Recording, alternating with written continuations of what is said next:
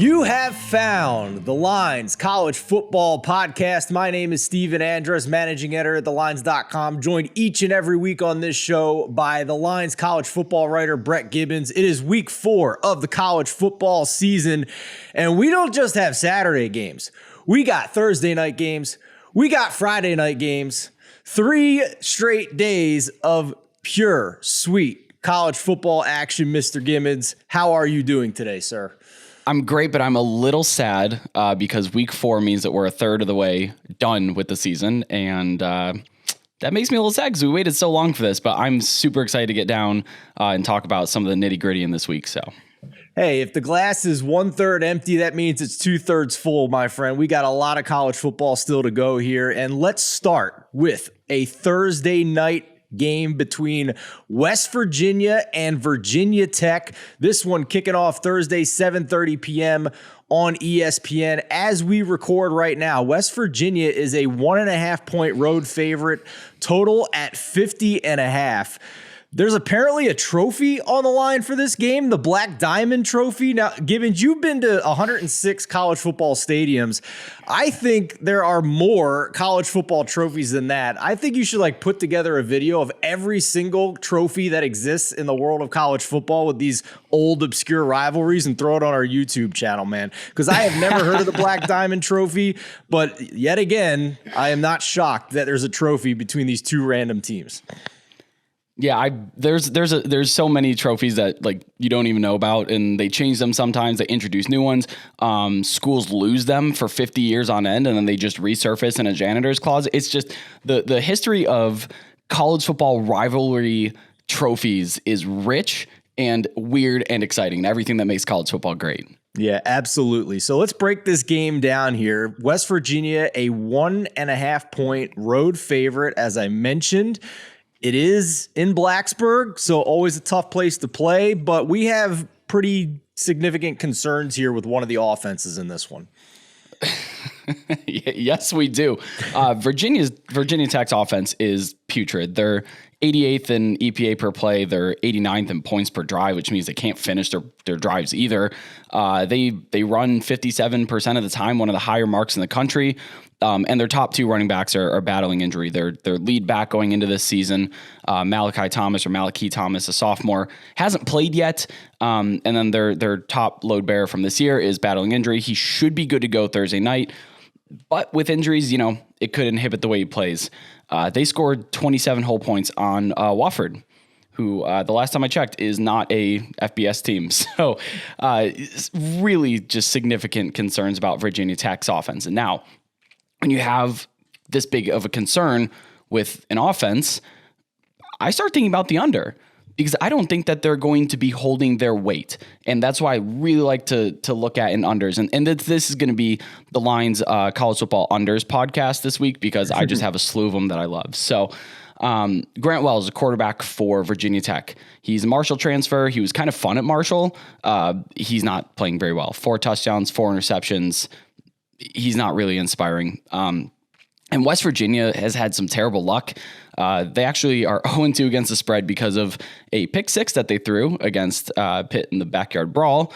And then they had an overtime fumble recovery touchdown where they ended up losing by 2 scores instead of just 1 score to Kansas. They're actually 128th in the country in luck rating by team rankings.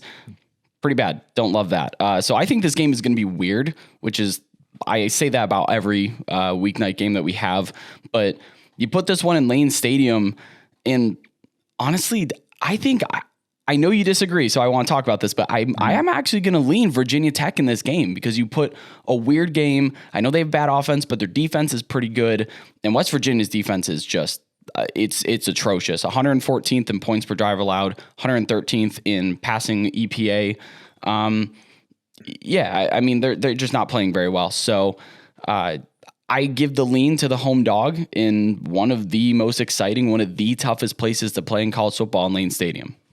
Yeah, listen, I agree with you on the under. I think that's a good angle, but I completely disagree with you on the spread here. I think that, what is this spread if West Virginia gets a little bit of turnover luck and doesn't lose those games? And secondly, you mentioned the advanced stats for Virginia Tech's offense against the likes of Boston College and Wofford. Like that's not exactly instilling confidence here. So ESPN FPI has these teams 7 points apart. I know it's still a small sample size early in the season, but 7-point difference in favor of West Virginia, and the spread is only 1.5. Like, Virginia Tech does not have that big of a home field advantage. Like, I'm sorry, it's a tough place to play, but in terms of the value of the points, it is not that significant. I'm going to take a buy low spot here on West Virginia, with what their offense has shown the first couple of weeks, and minus a little bit of turnover luck. Then this spread is a lot bigger than 1.5. I think. We disagree. Fair enough. Let's move on to Friday night here, and I am very excited, Mr. Gibbons, because I'm honestly just shocked. I am, as you can hear, I am almost rendered speechless that my alma mater, the Syracuse Orange, are a 10.5-point favorite against anybody in the FBS. And here we are. It's a conference game in the ACC with a chance to get to 4-0 against Virginia Friday night, 7 p.m. on ESPN, with a total in this game of 53. Now, we need to talk about this, because I will fully admit that Syracuse, we talk about luck, they made the play at the end of the game, but they were pretty darn fortunate to win that game against Purdue, and now I'm staring at a 10.5-point spread. I am very happy as an alum. I think we're going to start the season 5-0. Maybe get some calls out to our Syracuse alum producers at College Game Day to get them on campus for a Syracuse NC State game in October. But for this game here, I can't believe I'm looking at Syracuse as a 10.5-point favorite. Yeah, this is what the people come for. They come for unders, and they come for Syracuse football talk. Undefeated Syracuse Orange football talk. So this line hit 11 yesterday. It's got some buyback on 10.5. And you talked about that Syracuse was lucky to come away from Purdue with the win. Well, Virginia was lucky to come away from Old Dominion with the win. Bill Conley puts out they're terrific, these box scores at the end. He puts little notes in there. And his note on Virginia was, despite Virginia's multiple attempted times to lose, they win this game. So we should be talking about a Virginia team that has another loss on their record, but they're just bad. They're bad at football. They're 121st in pass EPA. They have Brennan Armstrong, a 4,000-yard passer from last year with good wide receivers. Is this a Tony Elliott problem? They brought him over from Clemson to be the head coach. Was it maybe Bronco Mendenhall was just carrying this team and he's a Hall of Fame coach? I don't know. But Virginia is bad. So we are going to be talking about an undefeated Syracuse team going into October. I would love to see College Game Day in Syracuse, especially for the NC State game if the Wolfpack can stay undefeated until then. I'm not sure if the spread excites me enough. I would probably lean Syracuse at home here in the JMA Wireless Dome. Listen, Brett, anybody that walks into the JMA Wireless Dome does not come out alive. The team is undefeated since they changed the name to the building formerly known as the Carrier Dome. Yeah, right. I don't have a lean, though, on the points, but what I do have a strong lean on is taking under Virginia's team total of 20.5. So they've scored 19 total points this season against FBS teams. That includes Old Dominion in Illinois. And Illinois' defense is okay, but come on. So why would they score more than their season's total against Syracuse's defense? Now, I know that Syracuse's defense doesn't exactly shake out very well in some of the advanced metrics, but they held Purdue to just a 10.4% explosive play rate, less than 4% explosive plays on the ground. Made Virginia Malik Cunningham in the season opener look absolutely ordinary, who's an amazing athlete. Yeah, so I'm not sure I'm digging into the advanced metrics too far. Just again, because you look at their EPA, you look at stuff like that. It's not great. But my eyeballs tell me that they're playing really well, and these, holding Purdue with generally explosive offense to nothing is encouraging. And the other thing too is Virginia might be the worst red zone team in the entire country. They had a 14.3% red zone touchdown rate against Old Dominion. Yikes. 25% goal to go touchdown rate. Yikes. Yeah, so I'm taking under the team total there. 20.5 points is far too many. They're not going into Syracuse. They're not scoring 21 points. They're just not. So I like under the team total. The over-under doesn't excite me too much because it's a little bit more conservative, rightfully so. And this could be a game where Syracuse wins like 14-7. So I'm not excited about the over-under. But yeah, Virginia's team total, sign me up for that. The JMA Wireless Dome, where college football teams go to die. Let's move on to the Saturday slate here for college football week 4, and we will begin with a noon kickoff between Maryland and Michigan. This one in the Big House. The Wolverines, a 16.5-point favorite in this one. The total, a very juicy 65.5. You mentioned unders. Is this one of them? It's not actually. I don't think I'm going to mess around with that just because I think that Maryland can go, blow for blow with Michigan in terms of scoring. This is one of my favorite bets of the week. I'm taking Michigan minus 16.5 because I love Maryland. I love Maryland's offense. The world loves Maryland's offense.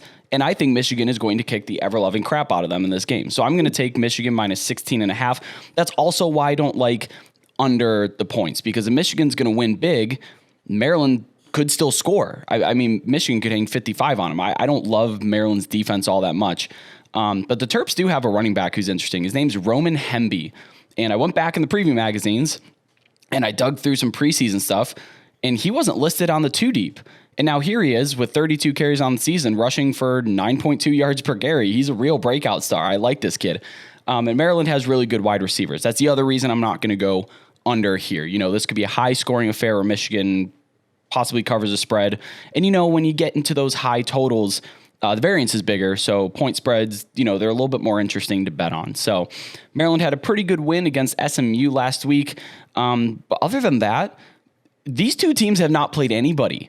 Michigan hasn't played. They have the easiest strength of schedule in the nation right now with Colorado State, Hawaii, and UConn. Perhaps why we should take their FPI with a grain of salt, because they're number 4 right now behind Georgia, Alabama, and Ohio State. Just a thought. What do you think? So in my power rankings, I have them in the same tier as Clemson, which means I don't see a huge discrepancy between those two teams, just because Michigan's offense is pretty good, especially now that J.J. McCarthy is starting quarterback. I think he's a star. He's a bigger playmaker than Cade McNamara. But in terms of usable with a grain of salt, I think this team is very good. I mean, they had the easiest strength of schedule, but they're beating these teams by 50, almost 60 points. So I'm not terribly concerned about, well, their schedule's super easy now, they're going to play a better team and get beat. I don't think that's the case. So I like Michigan to cover 16.5. I think that they run away with it at home. There's just not a lot to go against the Wolverines so far. If you like Michigan as well, I would advise jumping on this line early before we get to Friday or Saturday. As we record this here in the middle of the week, there are a couple of 17 starting to pop at FanDuel Sportsbook and DraftKings Sportsbook, still minus 16.5 at the other destinations. So go get that number early if you want to back the Wolverines, because it looks like the line is moving towards that 2 touchdown and a field goal margin of 17. All right, let's continue on with the Saturday slate of college football games for week 4, and we head down to the SEC, Knoxville, Tennessee. Good old Rocky Top, Florida at Tennessee. The Vols, a 10.5-point home favorite in this one. Kickoff at 3:30 p.m. on CBS with a total of 62.5, depending on where you shop, Gibbons. Yeah, it's dawned on me. How often do you see these SEC versus SEC matchups and see a point total like 62.5? It's not. Right. It's not common. This number did kind of creep back down, or fell down to 10, and now it's creeping kind of back up in favor of Tennessee. You're seeing kind of that buyback around that 10 number, which is interesting. I like the Vols here, but I'm probably not going to touch this point spread just because it's a big rivalry game. This is one of the SEC's most hated rivalries between these two teams. So I'm probably going to stay away from that, but we need to have a conversation about Anthony Richardson. He was looking like a Heisman contender preseason. He plays lights out against Utah. And now he's thrown 2 interceptions in each of his last 2 games, one of those coming against South Florida. That's extremely concerning. The passing offense is bad. The rushing offense is great, and Anthony Richardson's rushing ability is just terrific, but the passing offense is bad. And that concerns me a bit because they're playing Tennessee, who's one of the most explosive offenses in the country. And I also worry about Florida's run defense. They're 117th in rush defense EPA. Again, USF is on that in part of that data. So that's really concerning to me. Tennessee runs the heck out of the ball more than I expected. I thought that 55% of plays called are runs. For having Hendon Hooker, that's quite a few, and he's a good athlete. And he does a lot of that running. But yeah, I've liked to bet favorites in high point total games, but given the rivalry nature of this, it scares me off of it. But I'm certainly going to enjoy watching this one.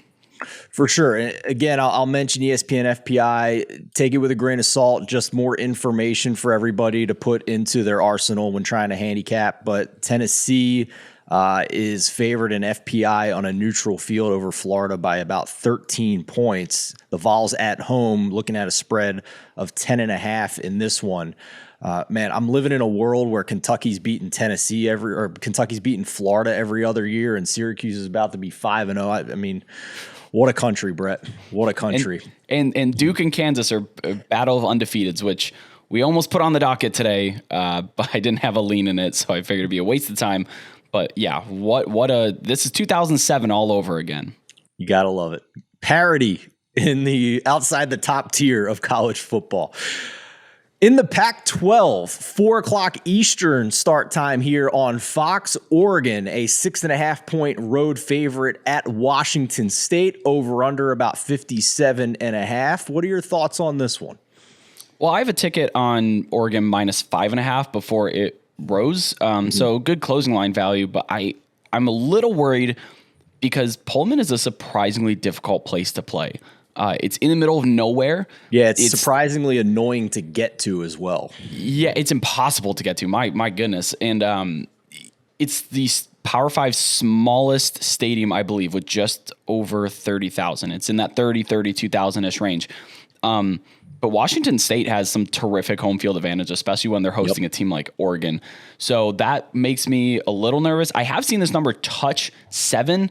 It's now back down below that, so I think 7 is going to be that magic number where there's some buyback on Washington State. I think people are going to buy into Washington State because of their performance against Wisconsin. I'm imploring people, don't look at their Wisconsin game and look at Oregon and be like, oh, same thing. No, so Oregon runs with speed. They dominate the run game. They dominated BYU with speed on the edge. Washington State was able to shut down Wisconsin's run game because they don't have speed at the edge. They were just running Braylon Allen between the guards every other play for like 2.2 yards a carry. I was at that game. It was extremely frustrating for Wisconsin fans. Oregon and Washington are not the same team. So I implore people to just be a little bit cautious with that. And the other thing that I like about Oregon is that they were just terrific against zone defense last week.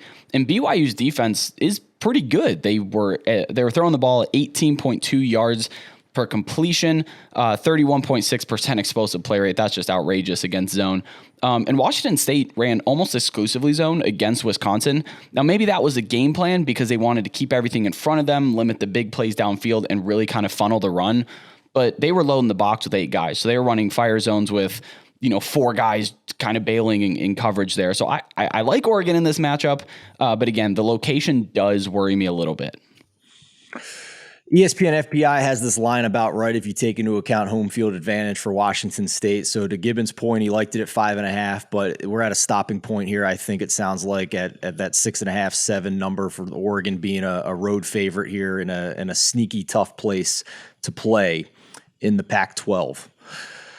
Iowa at Rutgers on FS1, 7:00 Eastern start time. Somehow Iowa has found another opponent that they can play and be more than a touchdown favorite, Gibbons. It's a friggin' miracle.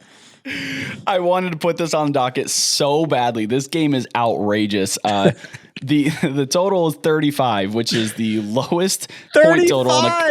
It's the lowest point total in a college football game at the Division I level in the past 6 full seasons. Oh my God. I love it so much, and I'm taking the under. I just am. You're not alone. It's down to 34.5, man. Yeah, as long as Spencer Petras is playing quarterback for Iowa, I'm taking the under. I'll take under their team total. I'll take under the points. Just everything. Interestingly, and I meant to check this morning. It doesn't look like this is the case, but this went off the board at FanDuel and DraftKings on Tuesday. I kind of think it's because they were getting a huge influx in under bets, and so they decided to take it down and reevaluate. How much lower can you go on a total? You're already at a record number. And that might be why they pulled it, because they're like, we're not making this 28.5. Like, you just can't do that. But boy, talk about some abysmal passing offenses. 103rd and 120th between these two teams in passing explosiveness. That's exciting. They're flat out last in the nation in offensive EPA. Iowa is. It's hilarious. But their defense is so strong that Rutgers is not going to score points. So I'm just so excited for this to be 10-7, 17-14. It's just, I love this game so much because it's going to be so ugly and so boring unless you love watching just disasters on your TV. But yeah, I feel like in all seriousness, I really do like the under, again, because Iowa can't score and they're going to hold Rutgers scoreless. Yeah, again, I think just another example, if you are a novice to the betting world for college football in particular here, you can't just blindly look at records, right? Iowa is 2-1, couldn't even score an offensive touchdown against Iowa State, and now they're a 7.5-point road favorite against a team that on paper is 3-0 in Rutgers. You can't make it that simple. It's not that simple. Don't just automatically run to the book and bet on Rutgers because of the records and because of the offense for Iowa. Matchups are everything here. Are you tempted at all? Now that I've prefaced all that, Gibbons, are you tempted at all to take Rutgers to cover with such a low total? No, certainly not. No, definitely not Rutgers. I think as bad as Iowa's offense is, it is in theory going to improve as the year goes on. And again, I just don't see how Rutgers scores any points in this. Iowa's defense is nasty. I mean, they could. You see it. They hold everybody to 10 or fewer points, and even though they're not scoring a lot of points, they give their offense short fields with turnovers. Yeah, they're disruptive, and it's one of those things where every year I hear the same thing about. Well, they had high turnover luck last year, so it's going to regress to the mean.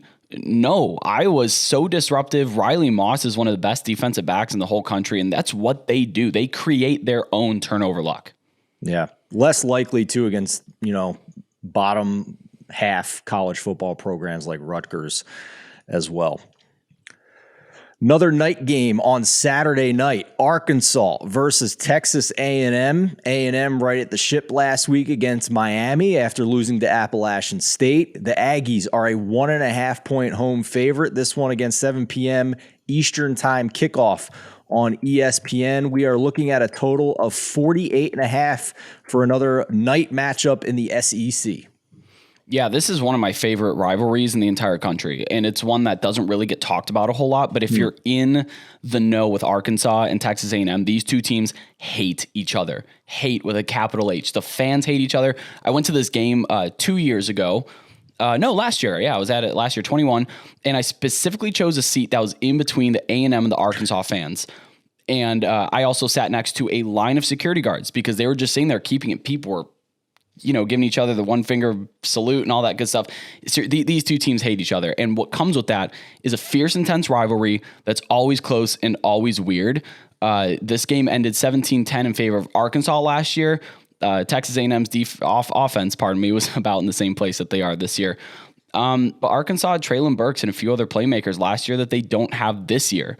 A&M's offense, very serious problem. 113th in passing EPA. That's gross. We all know. I don't have to rattle off all the stats here. But their defense is just amazing. Miami had a 0% red zone success rate. 0% in the red zone. Yeah, and I think they can do that to Arkansas too. Arkansas's offense is pretty good. I like KJ Jefferson a great deal, but I think A&M's defense is just way too good. But they need to give the ball to Anaya Smith. They just give him the football. He had like 9.2 yards a touch against Miami, and yet somehow they still only came away with 17 points. I don't quite get that. This is another number that I like to lean the under at. 48 points, that's an NFL over-under, but I don't think that Arkansas is going to be able to score on Texas A&M, and Texas A&M cannot score the football. So this is another kind of perfect storm, that equation that I really like in the unders, and I probably am going to bet it. I don't see this number at like 54 and be like, oh, that's easy. But I think I do still lean under 48.5 here. Do you think we're still at a buy low spot here for A&M with the loss to Appalachian State still fresh in people's minds? Because FPI has these teams about 3 points apart on a neutral before we even take into account home field advantage. And we're looking at A&M as a 1.5 point home favorite here.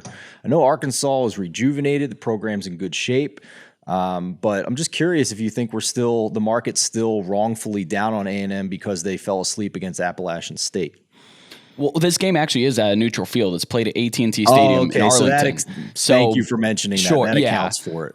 Yeah, for sure. But still, there's definitely a buy low on it. Situationally, it depends. Like if A&M's going up against some of these more kind of top flight SEC offenses, I'd be very concerned. Well, if you take out the home field, Brett, like that takes away our entire conversation. Because now we're within a point here, and it's it's semantics at that point. So we can just move on from that point. So, but thank you for mentioning. A lot of people I didn't know. I'm sure a lot of people just checking in on the odds in the video may not have realized that this game is not at Kyle Field. It is at Jerry World in Arlington, Texas. Back to the Big Ten, night game, prime time on ABC, 7:30 p.m. kickoff, Wisconsin at Ohio State. Wisconsin already has a loss to a Pac-12 school in Washington State and now find themselves an 18-point road underdog to the Buckeyes. Your thoughts on this one as we are looking at an over-under around 57.5 here? It's another under I like.